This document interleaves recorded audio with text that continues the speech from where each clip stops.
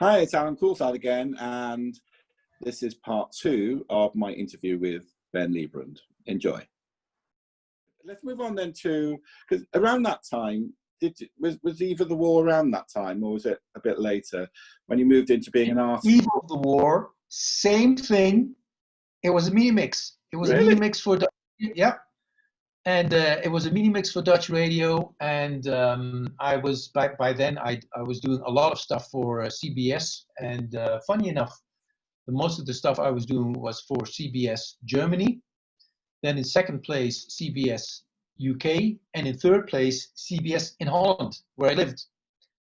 And I account that to the A&R people at CBS Germany and CBS UK just having more guts, just go with stuff they felt rather than stuff that already had been established. So along came this idea for doing a remix of Eve of the War, and I took a couple of parts. I took the string parts, I took the vocals. I had the A&R people of CBS Germany come to my studio, and them deciding, so how are we going to do this? Is this going to be Jeff Wayne, Eve of the War, or is this going to be Ben Liebrand, Eve of the War? Mm. And they said, well, it is such a new production, and it is, yes, you have sampled some parts, but the original is also with CBS, and I think we should release this under Ben Liebrand rather than Jeff Wayne. Said, yeah, fine. Can we have that in writing that you guys agree on that? And that became, I don't know, paragraph 7A or 7B in my contract, that they agreed to, yes, this is how we're going to do it, and I can use these parts from Jeff Wayne, and we signed off on it, and it's fine. So Eve of the War came out, but then it got confusing, because was this something that was just as Ben Liebrand an artist? It was very much remix-like, and it was very known for doing the remixes. So the artist name became Ben Liebrand Remix. Oh, that's confusing, Which isn't it? was utterly confusing, because although Jeff Wayne was only noted on the label as being the writer of the piece, CBS UK assumed that it was Jeff Wayne in the Ben Liebrand remix. So suddenly I see Eve of the War on English television with the video clip of Jeff Wayne. And even it appeared on a Jeff Wayne compilation album as being a Ben Liebrand remix, whilst it wasn't. So it really got confusing, but still, it was a #2 hit, so can't complain. Did you do a video for it? When this thing became a hit, obviously Jeff Wayne called CBS and said, "Hey guys, this track is now out, but I hear my strings, and I hear Richard Burton doing the vocals." Then the legal department of CBS Germany calls me and says, "Jeff Wayne in the UK claims that you have sampled his record." I said, "Yes, you're totally right. Look it up in my contract, paragraph 7B. So yeah, CBS Germany had to take up the tab for the additional licensing royalties for Jeff Wayne. But I was very happy that the paperwork was already taken care of. Did you do a video for it with you in, or was there like a commercial video? No, because at that time it was such a confusing situation that so many Sony affiliates around the world thought it was a remix, that they just stuck with the UK Jeff Wayne video with my sound to it. So yes, it was a confusing affair. And was there a follow-up in your name, or were you sort of a bit? No. A one-off. I mean, basically, all these mini mixes were all one-offs, and none of them were intended to be, a streak of hits. also maybe because that's how the mini mix worked. Just come up with an idea, make an awesome mix, and if it starts to make a life of its own. I also did a production where I sampled from 2 or 3 episodes of Alf, you know that series back in the 80s? Yeah, yeah. The Greatest Song on Earth. And there was this part where he was rapping in one of the episodes. So I made a mini mix of that. I stuck all these samples on top, and that also became a hit. Not in all the countries, but it turned into a top 10 hit in the Netherlands as well. So that was the power of the mini mix. It was a couple of things. You make a mini mix.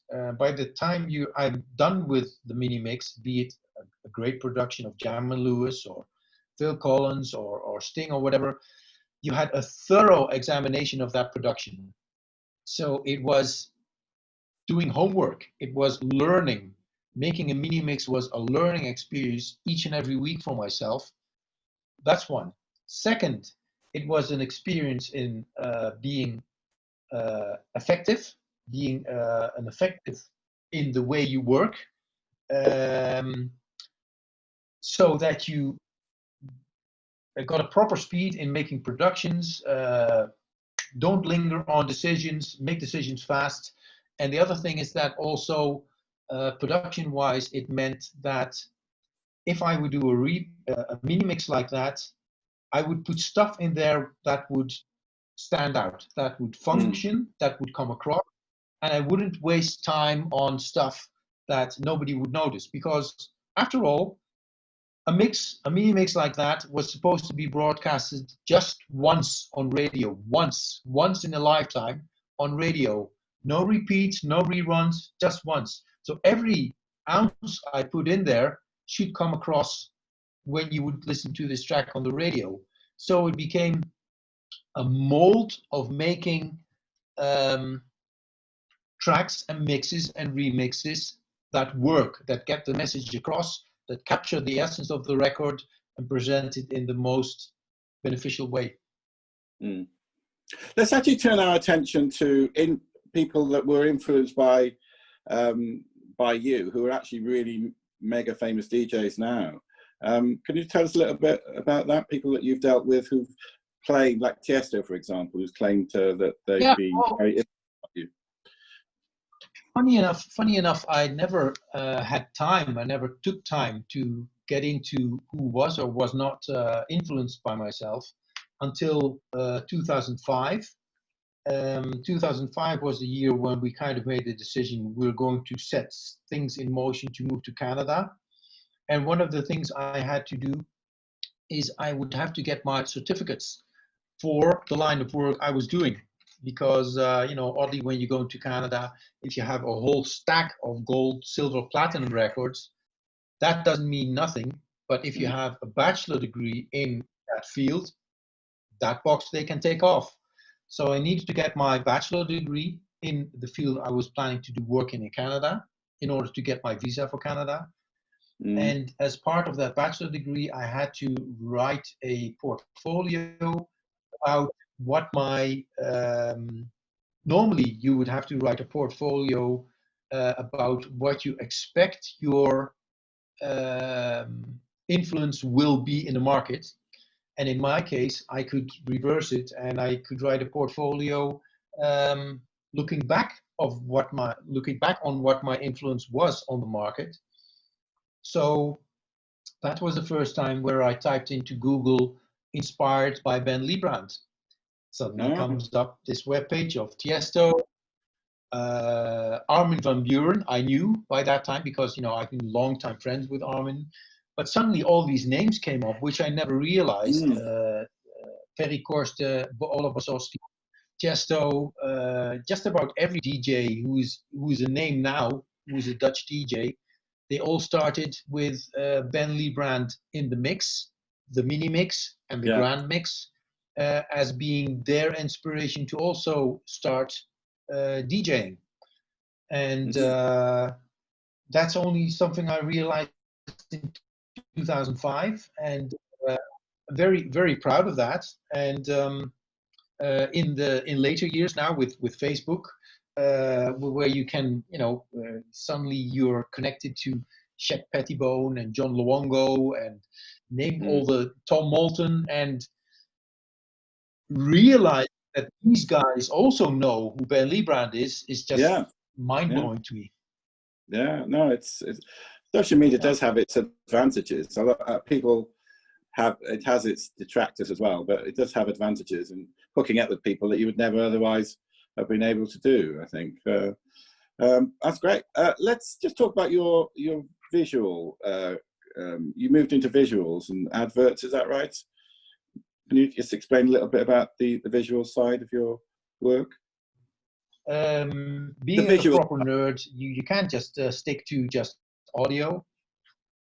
Yeah, you can't just stick to audio. So at a certain point, I started playing around with 3D animation, and business was doing well. So back in 1989 or 1990, I got a Silicon Graphics computer and got some high-end 3D software, and the music thing started off as a hobby, and this then was a new hobby, but also soon turned into work.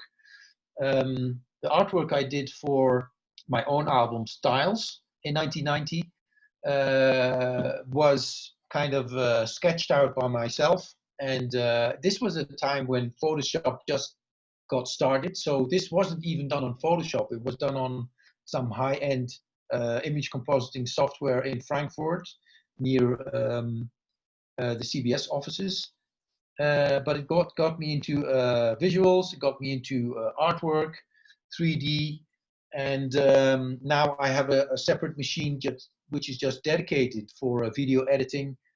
Do a lot of work in Final Cut Pro, Motion, a little bit in After Effects, and I still have a computer that runs 1996 version of Dutch 3D software, which I still use for all the artwork for all the grand mixes and grand 12 inches releases.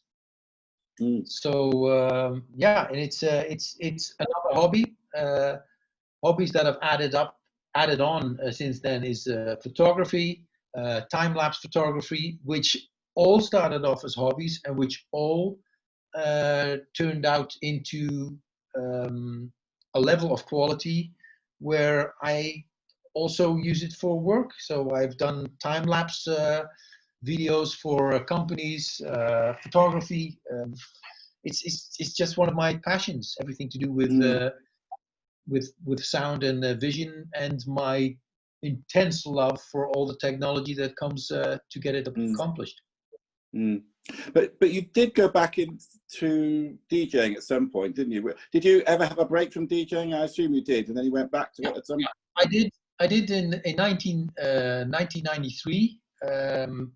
1993 was the year of Captain Jack, Captain Hollywood, and honestly, there was a lot of crap. A lot of crap in the dance charts, and a lot of, it was a mainstream kiddie version of dance music that was going on. That was in the charts on number 1, 2, 3, 4, and 5, and I was like, okay, so if I want to be successful now, I have to make something that, from the get-go, I know I'm going to hate. So, which is a very odd situation, because you cannot start a production with the idea, it doesn't matter how good this turns out, I'm not going to like this when it's done.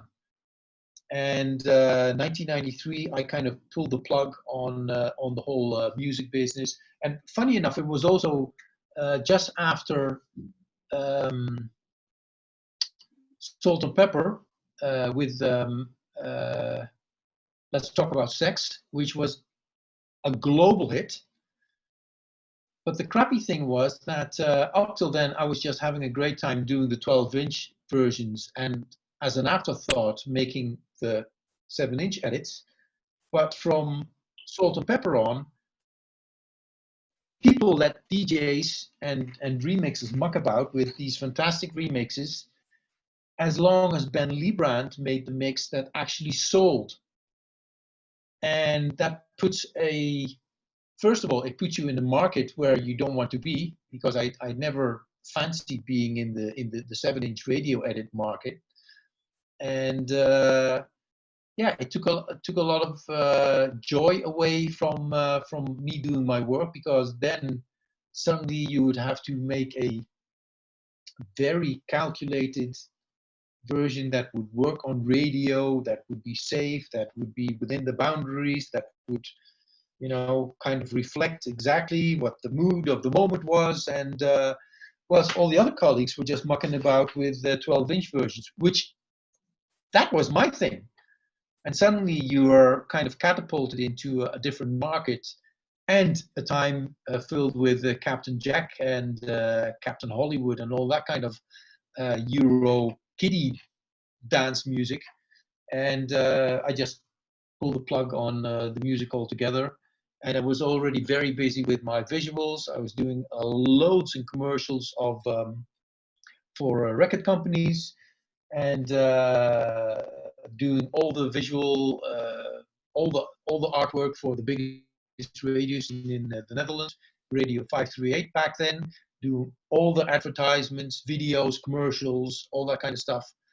And yeah, it took until 1999 to get my interest back again in music. So I did have a little break there. Mm. And you were DJing in Holland then from 99, or did you wait till you got to Canada? I DJ'd in the Netherlands until 1990. Sorry, I DJ'd in the Netherlands until 1990. Then I DJ'd 5 years every weekend in Germany until 95, which also wasn't as fun anymore, because I was right in that era with, you know, the crappy kiddie dance music era, as I kind of remember it. And I only picked up DJing again in 2000. That's when I started again in a little club in Nijmegen, which had the Saturday nights just going back to disco, going back to all the stuff I really loved. DJ there until 2004. And 2004, I was getting so many requests from other venues to DJ that I switched from being a how do you call it, like the house DJ in that club, not a house DJ, but like the resident DJ in that club, to yeah. So then I switched from resident DJ in that club to doing gigs all over all over the planet basically. So and that I have been doing until March this year. And then everything ground to a halt. I thought you meant you'd retired then. Of course, it's the lockdown, isn't it? No, I'm not retired. No, because I've got a boatload of bookings, which immediately in March got shoved into September. But now it looks like even September is not going to happen with all the restrictions going on.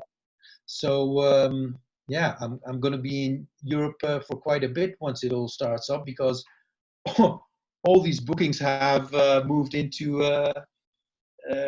now October, November, maybe 2021. So, but I immensely love live DJing, and again, you know, with the development of technology and the way I use it, I can honestly say, you know, my sets have never been as good as they are now. Yeah, so just say a little bit more about your live show. How do you use more than how many decks do you use? What's it comprise? I was very fortunate to be the guy to do the European introduction of the CDJ 1000 of Pioneer. I've been in contact with Pioneer, I think, since 1993, and in 2001, I got a call from Pioneer in Holland telling me if I would love to come to a meeting at the Pioneer headquarters in Belgium, because they had a new product.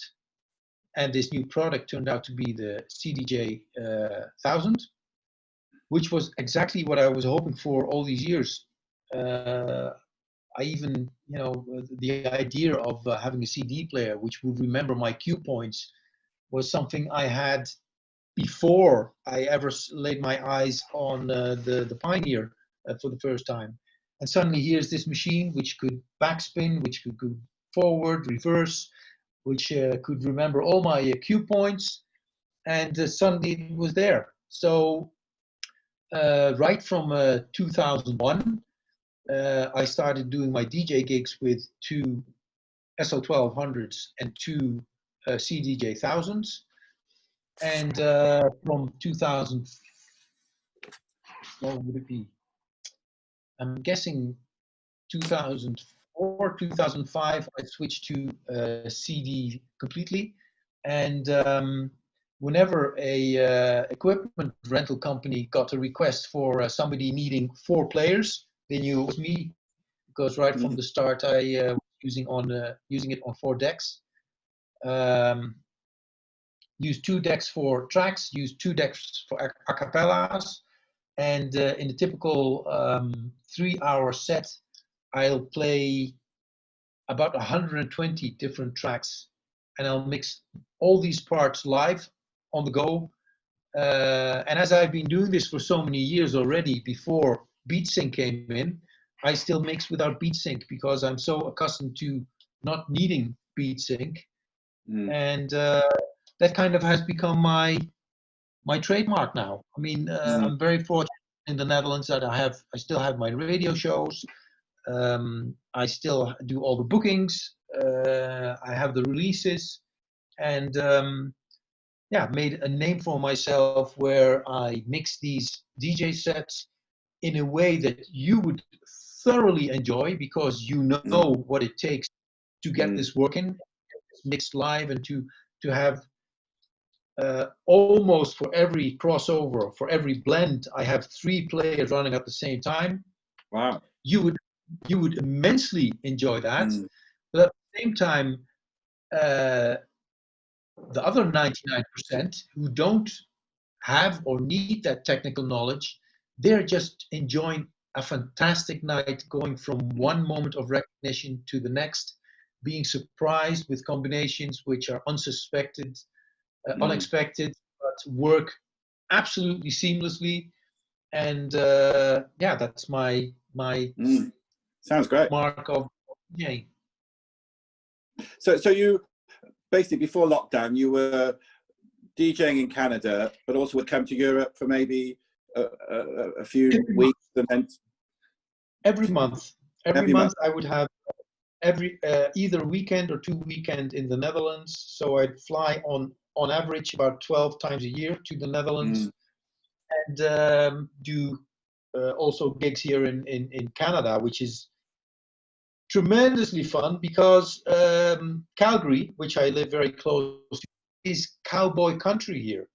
It is country and pop, which they play here. And here comes this Dutch DJ, and he doesn't play a single Van Halen, and he doesn't play a single, even name artist names in the country department. But I'm just doing a proper disco set, a proper disco set, going deep with tracks by First Choice and stuff that nobody's ever heard here or never played here in Calgary. And we're selling out these evenings, so really enjoying ourselves. And but we'll have to see how that's going to, re-emerge after all this has blown over. Well, I'd love to see you.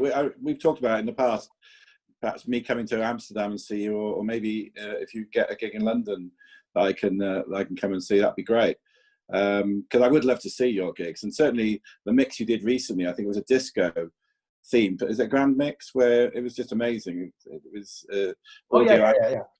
That Grand Mix actually dates back to 2001. Oh, really? Yes, Okay. it was made in Very 2001. ignorance And there. funny enough, that one was made in 2001, and it was made using the Akai DD1500. Do you remember back in the days you had this Akai DD1000, where Yeah, you yeah, could edit digitally, yeah. and then you had a more expansive one, which had 16 tracks, which is called the DD1500, which is one of the first commercial, solid state hard Mm, disk recorders for 16 tracks, and the Dramix Disco Edition was made on that one. I mean, doing the same mix now in Ableton would probably cost me like a quarter of the time, which mm, and so mm. yes, with Sorry.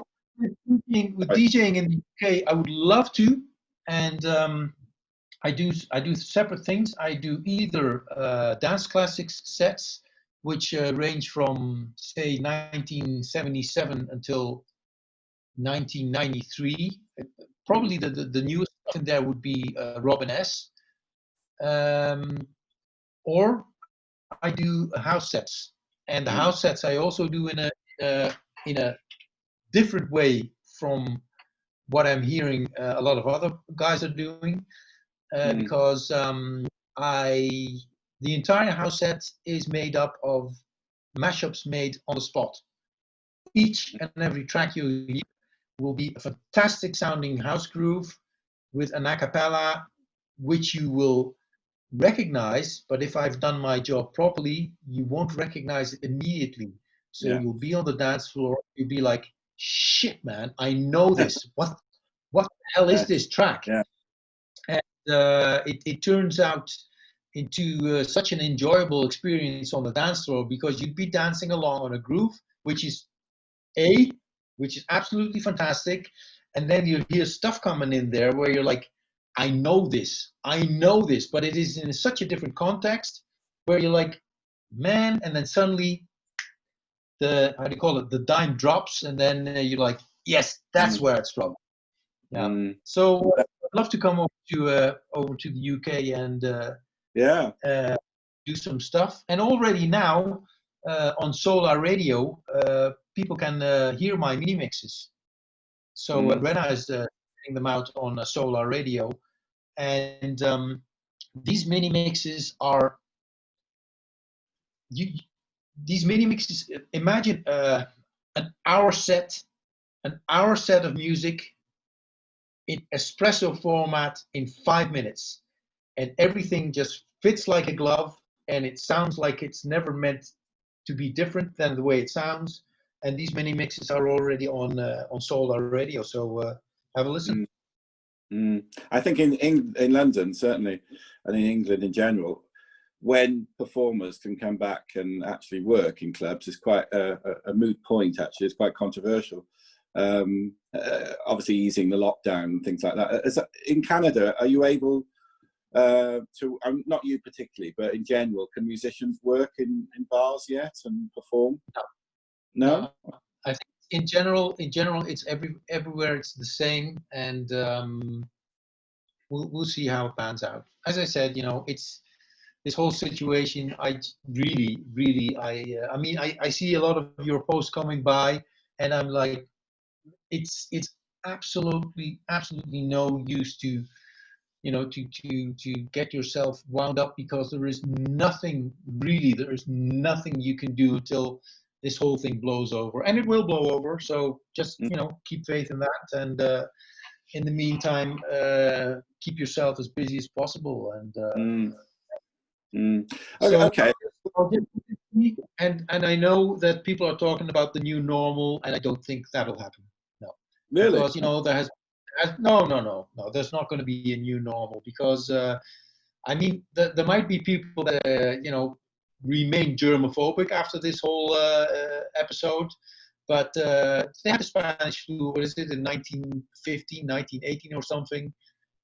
People were wearing masks throughout, throughout the 20s and 30s. This thing will blow over. It blew over back then, and it will blow over now. And in a couple of years, people will look back at this like, yeah, that was a crazy time. man, that was a crazy time. Remember everybody walking around with masks? That was a crazy time. But it will pass. I'm absolutely convinced. So and until then, I don't have to worry. We just, I mean, I think I stay in quite a lot. I think you do as well. Because just get on with it. Just get on with what you enjoy. Yeah, I mean, yeah, and here the place where we're living, I can walk a circle around my house like for half a mile, and I won't even tread into the neighbor's yard. So we can just live our life like we normally do. It's just being not being able to do the DJ gigs at the moment, which sucks because even now you come up with new combinations and you really have that urge to play them out to the audience because that's what makes it kind of wanting to share something that amazes yourself with a big crowd. And at this moment, I can't. We better wind things up really soon. So finally, I think, what plans do you have for the future, assuming everything gets back to normal in a few months' time? Anything other than doing gigs, which you talked about? Oh yeah. At the moment, I have out a old school remix for Johnny Guitar Watson, Real Mother For Ya. That was the first step. The second step is now taking that track from 98, 99 BPM to 118, making it in a proper disco version. So that one's coming out. What's also coming out is a mix which already has been ready for, I think, about 2.5 months, which is West End Girls by the Pet Shop Boys. Oh my God, I love that song. Yes. Yeah. Yeah. And I mean, their recent online version was a nice reminder of how great the track is. But I think this remix will just blow you away because I started doing the remix and it's a much more acoustic remix than the original. So it has much more live drum sound, live percussion sounds. It takes away from the dated 80s, kind of chunky Lindrum pattern which was under there. It grooves like a mother fluffer. And when the track was done, it turned out that the original multi-track didn't have the trumpet part. Trumpet part was re-recorded later on the Parlophone version, but never was on the original Bobby Orlando multi-track. So a very good friend of mine, he's an excellent trumpet player. We recorded the trumpet part we needed in, I don't know, 2 minutes flat.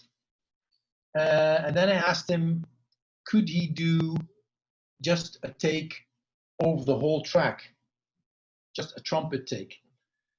And I've used this trumpet take and turned West End Girls into like a 9-minute suite, which is absolutely freaking gorgeous.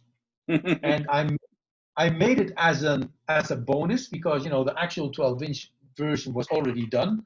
So this is just pure passion, pure loving the music, pure enjoying whatever is on the multi-track and this fantastic trumpet player, and somehow it grasps the track by its nuts and it's a wonderful, really a wonderful version. And if I tell you that the bass drum starts at I don't know 2.5 minutes or something like that. Wow. So it's I think it will make quite an impression once this comes out. Brilliant. Okay. And when do you think it'll come out? Any ideas? Or is it still the artwork is done now, and we kind of had a schedule like it's going to be released round about then, and then suddenly the Pet Shop Boys themselves came out with their their homegrown version, their re-recording, and we just stuck to the plan. This version is so great, we'll just stick to our plan and release it when we intended to release it. And yes, so it'll be out soon. That's one thing. At the moment, I'm working on. There is a Earth, Wind and Fire, 50 years this year. So I'm working towards a possibility to do a grand mix, an artist special grand mix of just Earth, Wind and Fire tracks. Oh, Earth, wow. Wind and Fire. Mhm. And working on that, working on the artwork for that, working on a new remix for SOS Band, just done a complete remaster of Patrick Cowley's Tantra Hills of Kathmandu. Oh, Lots of stuff. that's well. Lots of, and then Yeah. every week I have the Tuesday, Wednesday, and Saturday to do a Ben Liebrand in the house, Ben Liebrand in the mix, and then also the Ben Liebrand mini mix. So churning out 3 radio shows each week is also quite a task. And yeah, Brilliant. how lucky, how fortunate can you be that so many years down the line you're still earning your bread with your biggest hobby. So I'm count myself very fortunate. Yeah. Okay. Thank you so much, Ben. I think we'll be talking for quite a long time. It's been very interesting, and thank you so much for your time. Cool. And it's great to see you online, and hopefully I'll see you in the flesh within the next year. Okay. Yes, Ben? looking forward to it. And might not be at the Amsterdam Dance event because can't see that happening either. But No. see when it be. Okay. Brilliant. Thanks very much, Ben. Bye. Cheers. Talk to you later.